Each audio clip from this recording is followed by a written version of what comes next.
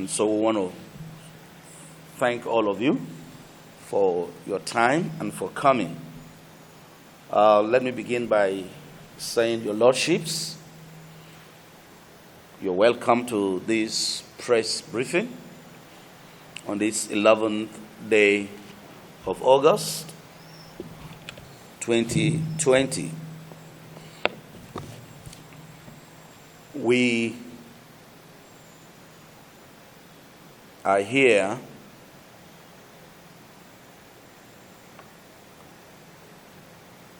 the Pentecostal Bishops' Forum of the 19 northern states of Nigeria. And we are addressing the insecurity in our nation and some probably other issues on the state of the nation. So I read my address.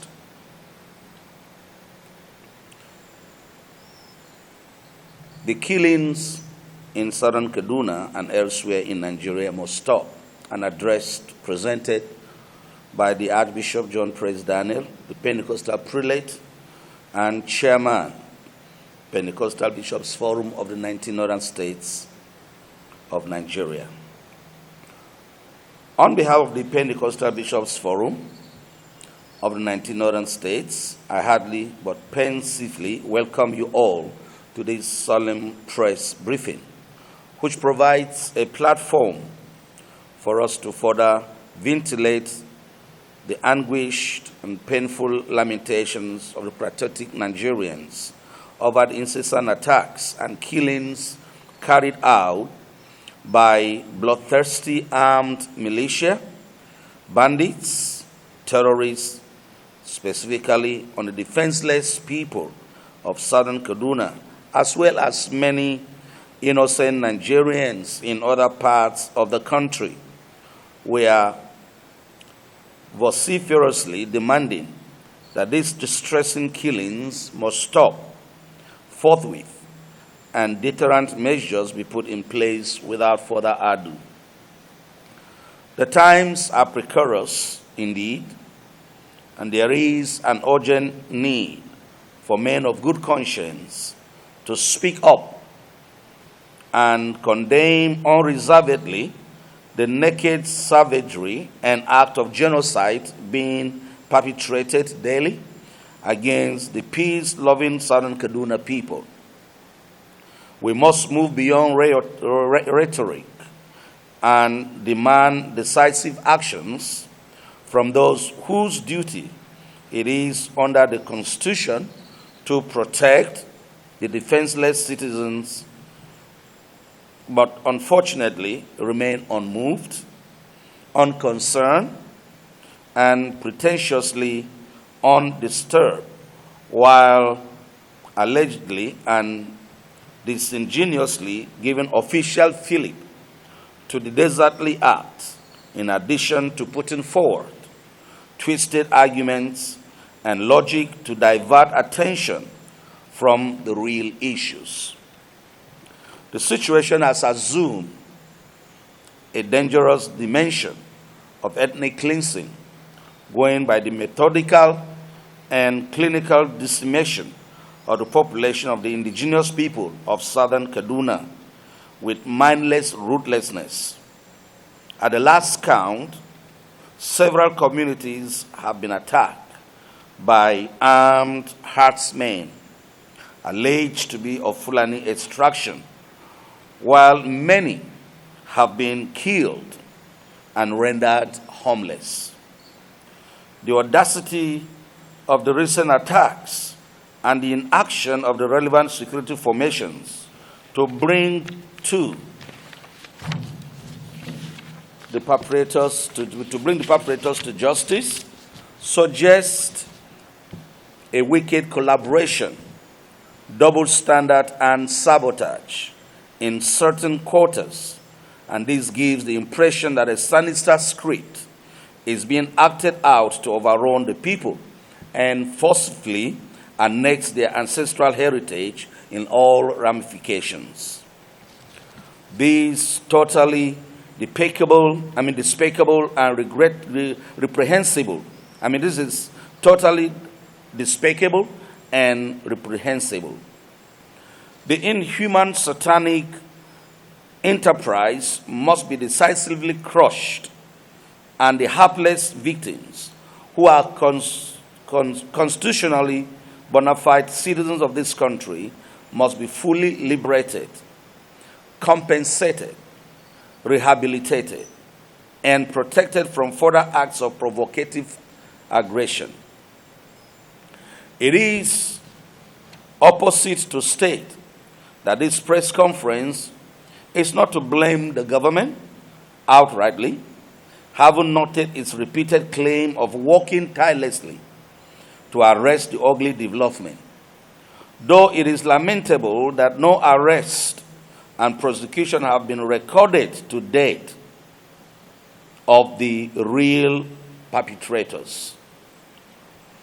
We are using this public platform to join our voices to the patriotic cries of concerned citizens and groups nationally and internationally, especially the Christian Association of Nigeria, CAN, led by the able leadership of Reverend Dr. Samson Ayokunle, and the Southern Kaduna People's Union, SUKAPO, to strongly call on President Muhammadu Buhari and the Governor of Kaduna State and other relevant government functionaries at various levels to do more and be seen to be doing everything humanly and materially possible to bring lasting succor to the despoiled people.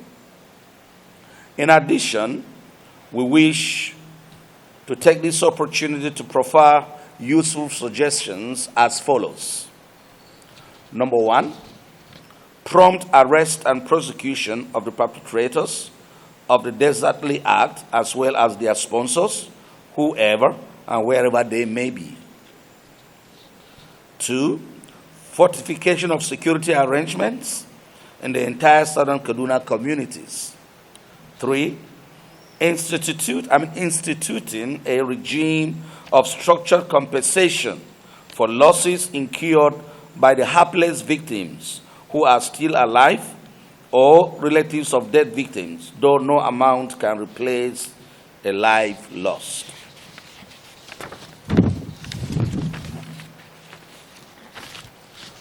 Four, mobilization and engagement of the traditional and religious institutions in the entire area for effective consensus building among the various social, cultural, and economic groups.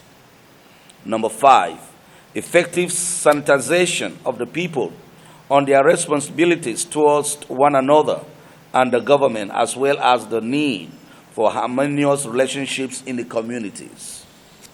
Sixth, revisiting the age-long simmering socio-economic and political feuds among the various groups in order to arrive at an equitable, acceptable, and enduring solutions.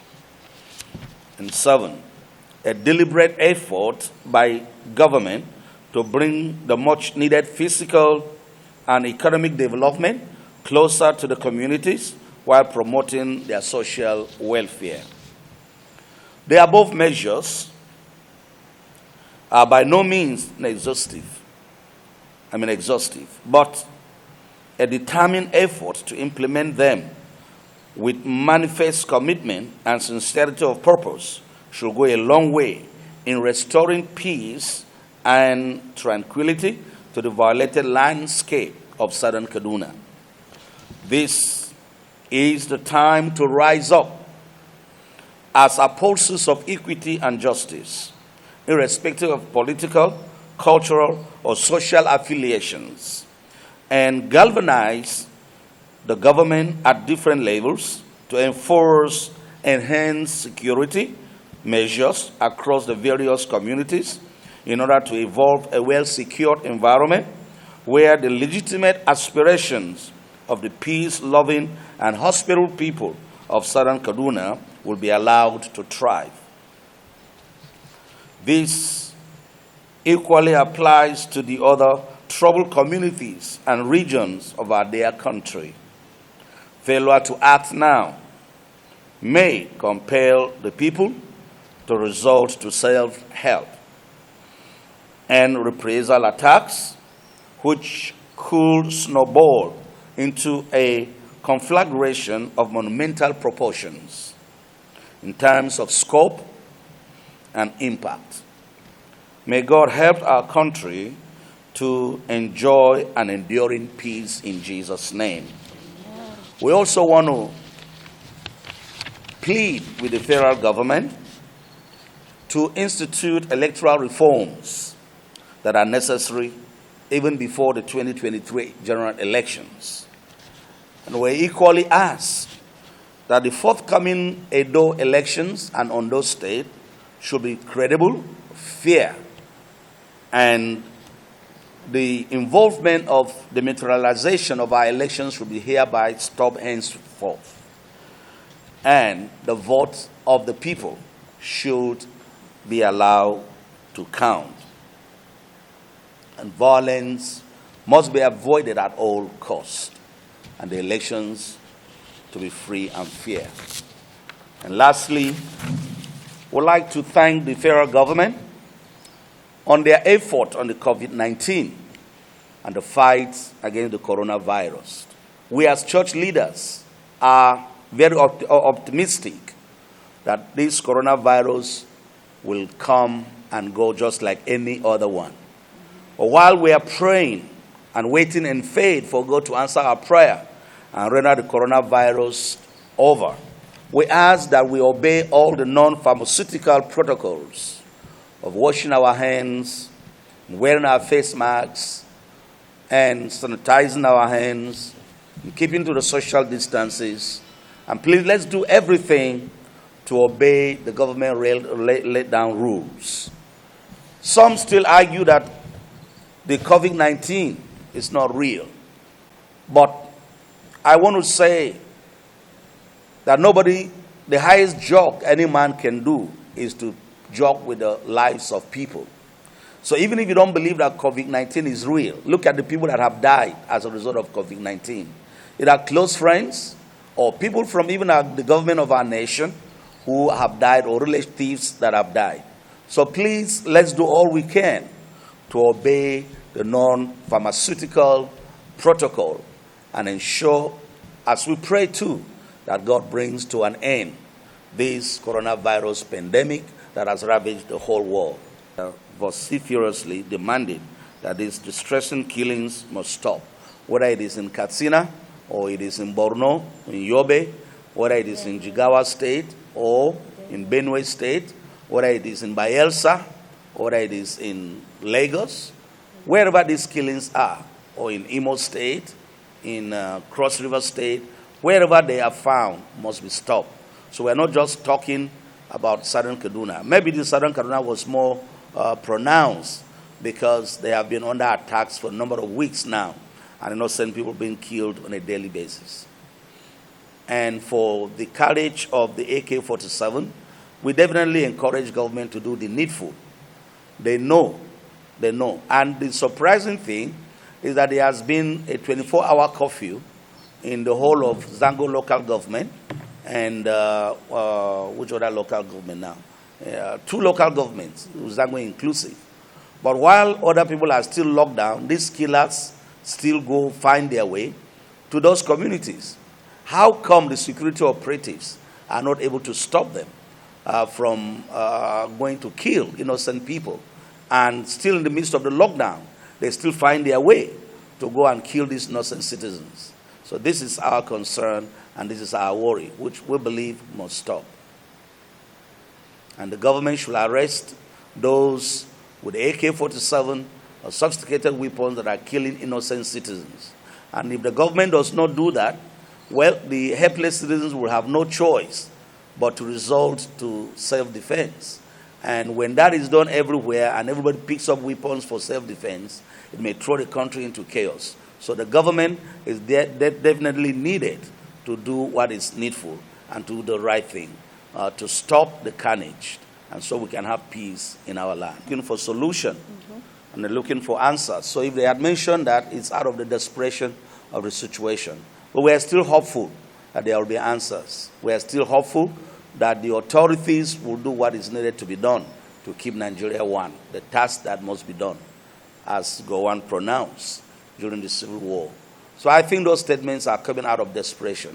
So we are asking that we have seen too many desperate moves, too many people saying things, because, you know, if you are going through the pain, you know where it hurts. So we ask that the government will do what ought to be done to ensure that peace return back to southern Kaduna and all the other different communities where they cannot sleep, in Katsina State, in Zamfara State, in Kebbi State, you know, in Borno State, and all these places, not just in the north, but even the south and the southwest, where communities have been, you know, ransacked, or communities have been killed and intimidated.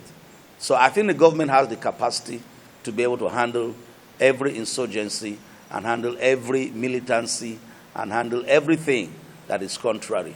The government has the power, and they can do it if they are really ready to do it. That is needed to harmoniously discuss with the different various groups, both political, religious, and the traditional groups or the traditional rulers, on how some of these issues can be amicably settled and put in their proper perspective.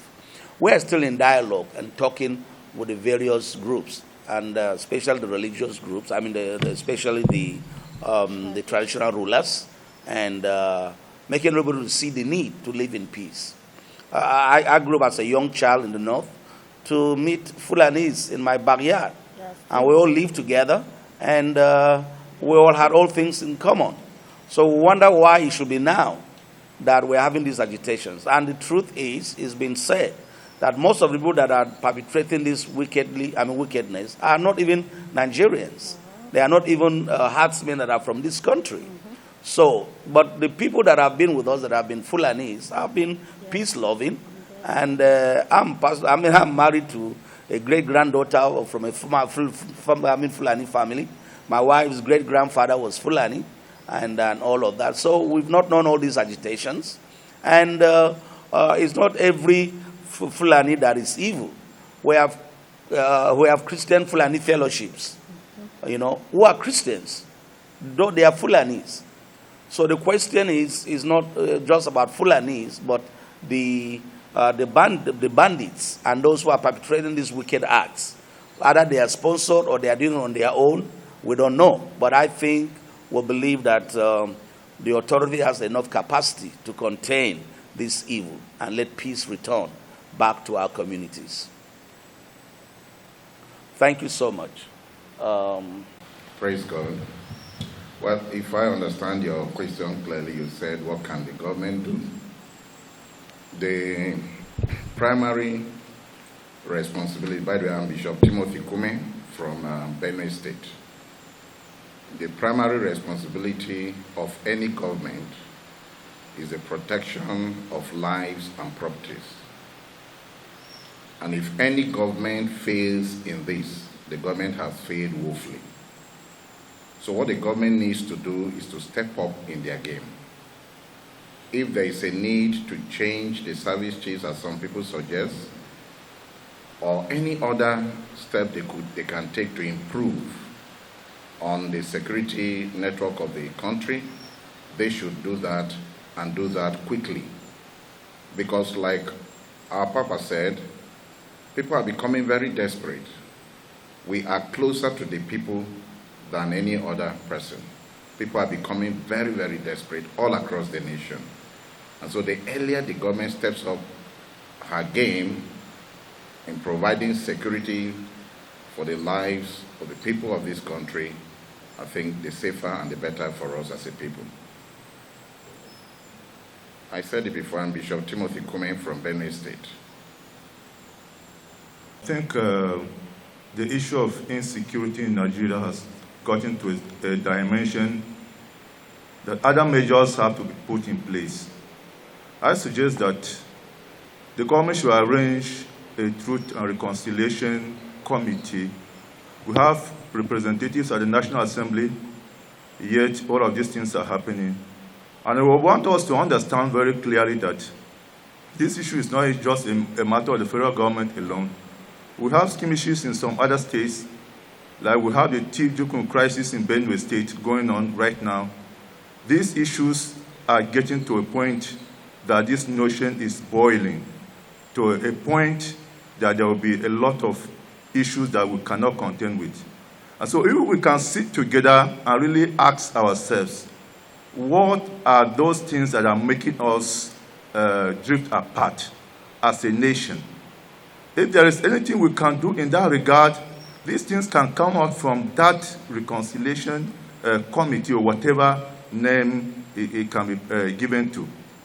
Anything that comes from that, I think it should be something that we can get hold of it better than some of these things we're hearing. Because politicians are doing their own thing, yet there is no result. So if we can just get into that, we can call traditional rulers, call the clergy from all over these places, let them come together, ask honest questions. What are those things that are making us drifting us apart?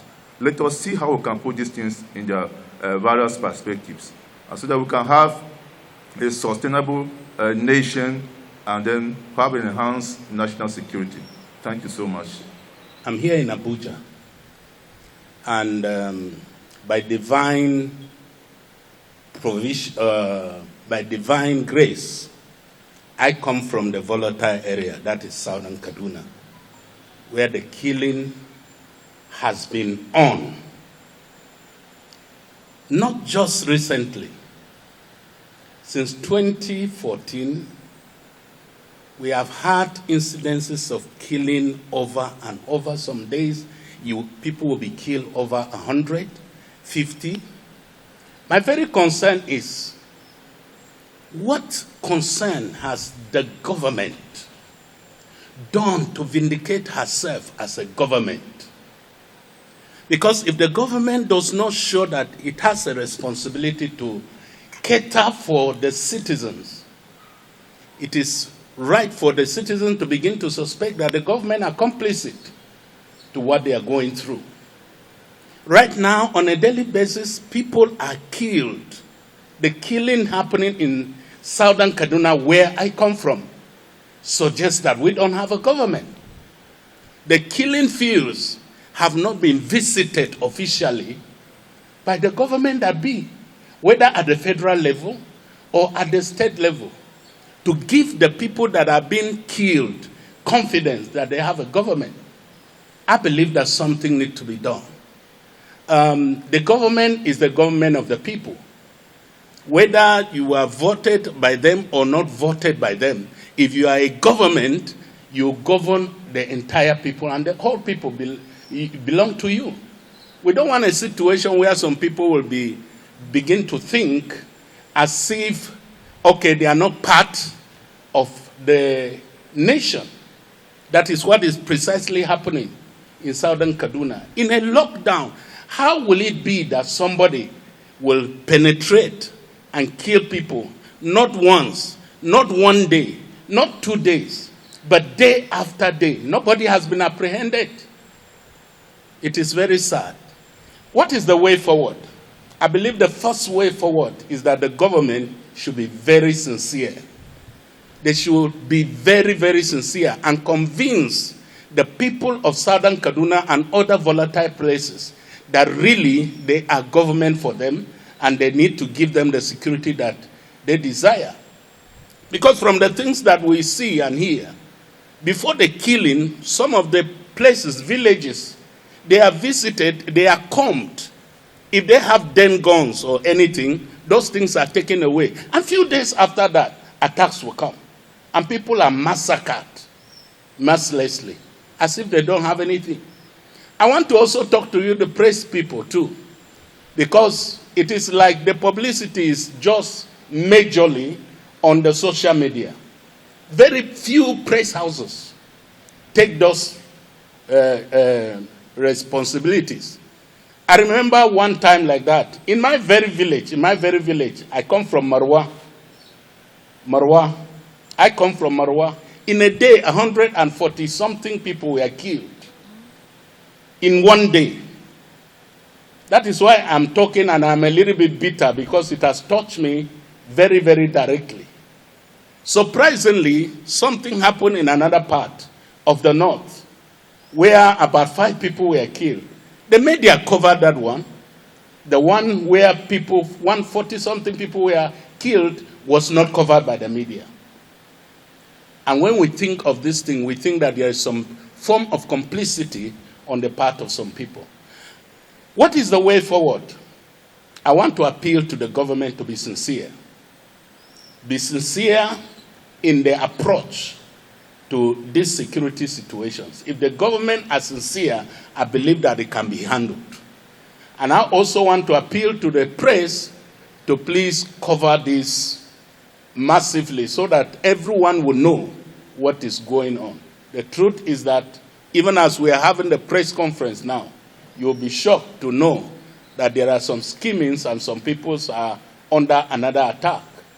I pray that God will guide our leaders aright and God will preserve our nation. Thank you. Thank you so much.